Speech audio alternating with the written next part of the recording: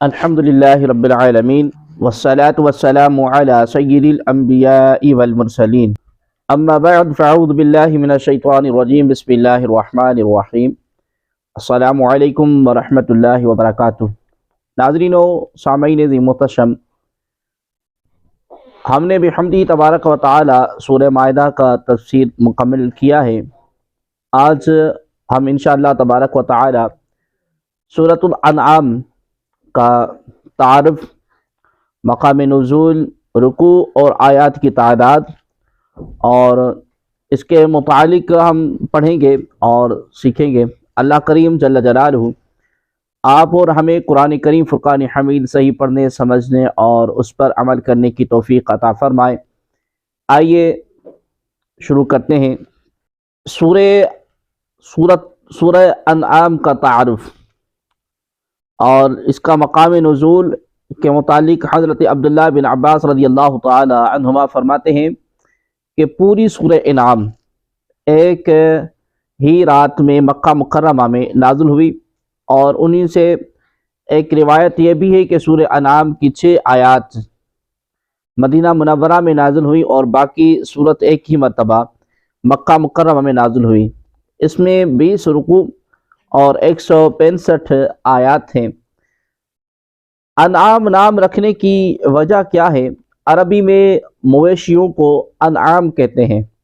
اور اس سورت کا نام انعام اس مناسبت سے رکھا گیا کہ اس سورت کی آیت نمبر 36 اور 38 میں ان مشرکین کا رد کیا گیا ہے جو اپنے مویشیوں میں بتوں کو حصہ دار ٹھہراتے تھے اور خود ہی چند جانوروں کو اپنے لیے حلال اور چند جانوروں کو اپنے اوپر حرام سمجھنے لگے تھے۔ سورہ انعام کی فضیلت حضرت انس بن مالک رضی اللہ تعالی عنہ سے روایت ہے کہ رسول کریم صلی اللہ تبارک و تعالی علیہ وآلہ وسلم نے ارشاد فرمایا، سورہ انعام نازل ہوئی اور اس کے ساتھ بلند آواز سے تسبیح کرتی ہوئی فرشتوں کی ایک جماعت بھی تھی، جس سے زمین اور آسمان کے کنارے بھر گئے۔ زمین ان فرشتوں کی وجہ سے ہلنے لگی اور رسول کریم صلی اللہ علیہ وسلم نے 3 مرتبہ سبحان ربی العظیم کہا۔ سورہ انعام قرآن مجید میں مذکورہ سورتوں کی ترتیب کے لحاظ سے پہلی مکی سورت ہے، اور اس کا مرکزی مضمون یہ ہے کہ اس میں اسلام کی بنیادی عقائد جیسے اللہ تبارک و تعالیٰ کے وجود، اس کی وحدانیت، اس کی صفات اور اس کی قدرت کو انسان کے اندرونی اور بیرونی شہادتوں سے ثابت کیا گیا ہے۔ وحی اور رسالت کے ثبوت اور مشرکین کے شبہات کے رد پر عقلی اور حسی دلائل پیش کیے گئے ہیں۔ مرنے کے بعد دوبارہ زندہ کیے جانے اور قیامت کے دن اعمال کا حساب ہونے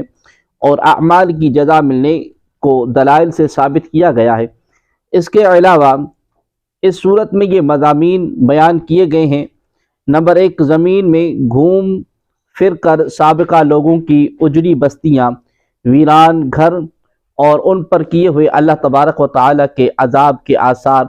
دیکھ کر ان کے انجام سے عبرت حاصل کرنے کی ترغیب دی گئی ہے۔ نمبر 2،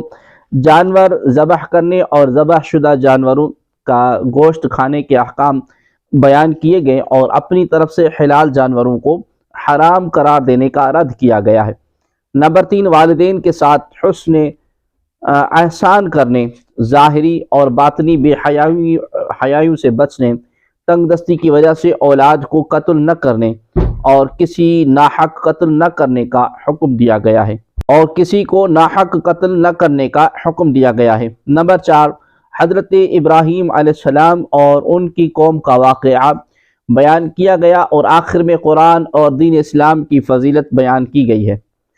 سورہ انعام کی اپنے سے ماقبل یعنی سورہ مائدہ کے ساتھ مناسبت یہ ہے کہ سورہ مائدہ کی آیت نمبر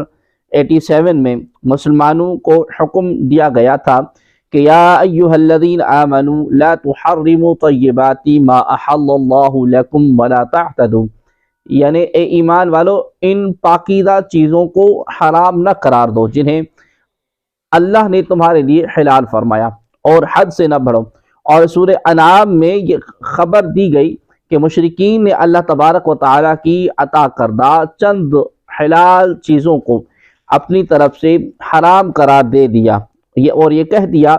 کہ اسے اللہ تبارک و تعالیٰ نے حرام کیا ہے، اور یہ خبر دینے سے مقصود مسلمانوں کو اس بات سے ڈرانا ہے کہ اگر انہوں نے